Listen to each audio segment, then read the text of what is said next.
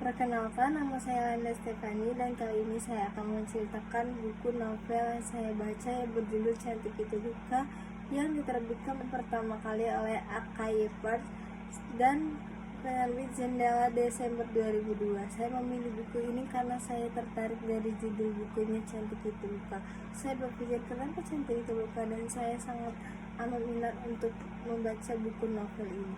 Saya membaca dari bab 1 sampai bab 2. Bab 1 kesimpulannya yang saya ambil yaitu bagian awal buku ini menceritakan tentang Dewi Ayu bangkit dari kuburnya di Halimunda setelah 21 tahun kematian. Kebangkitannya terjadi pada sore hari di akhir pekan bulan Maret. Kejadian ini sontak menyebabkan kepanikan dan histeris massal di kalangan penduduk sekitar yang berada di dekat kuburan tua itu. Disclaimer, di kuburan tua itu kuburan Dewi Ayu.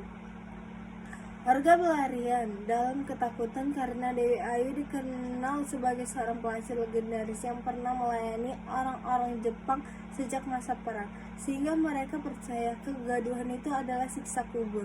Dewi Ayu muncul terbungkus kain kafan dalam sikap jengkel dan kikuk, dan mengomel bahwa orang-orang telah berbuat jahat menguburnya hidup-hidup. Hal pertama yang ia ingat adalah bayinya, yang kini bukan seorang bayi lagi. Itu bab 1 kesimpulan cerita yang saya ambil. Saya lanjut ke bab 2-nya. Bab 2-nya itu kilas balik atau flashback, menjelaskan latar belakang kematian Dewi Ayu 21 tahun sebelumnya yang terkait erat dengan kelahiran anak keempatnya.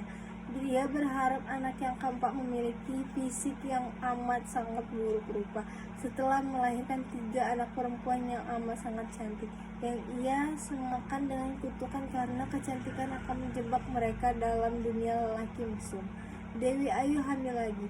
Ia berusaha keras menggugurkan kandungannya dengan berbagai cara, termasuk menelan paracetamol dan meminta dukun bayi membunuhnya dengan tongkat kayunya.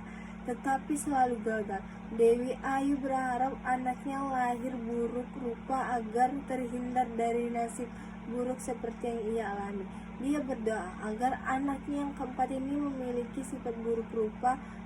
Doanya pun terkabul. Bayi yang ia lahirkan memiliki hidung seperti colokan listrik dan kulit hitam legam seperti terbakar. Meskipun demikian, Dewi Ayu memberikan nama yang ironis, yaitu Si Cantik.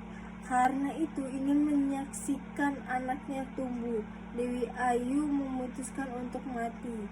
Ia membeli kain kafan, melumuri tubuhnya dengan boraks atau pengawet mayat, dan berbaring menanti malaikat penyambut nyawa datang. Dan Dewi Ayu pun akhirnya meninggal pada hari ke-12 setelah kelahiran Si Cantik. Ia dikuburkan di sudut pemakaman bersama orang-orang celaka lainnya seperti perampok dan komunis. Bayi Si Cantik kemudian diurus oleh pembantu Dewi Ayu yang bisu yang bernama Rosina. Saja bisa saya ambil kesimpulan dari bab 2. Buat saya bagian paling berkesan di awal adalah ia berdoa meminta anaknya yang keempat memiliki sifat yang amat buruk rupa, karena ia tidak ingin anaknya bernasib buruk seperti ia alami, dan ia tidak ingin anaknya menjadi pemuas para lelaki musuh. Saya baca sampai halaman 53, yaitu akhir dari bab 2.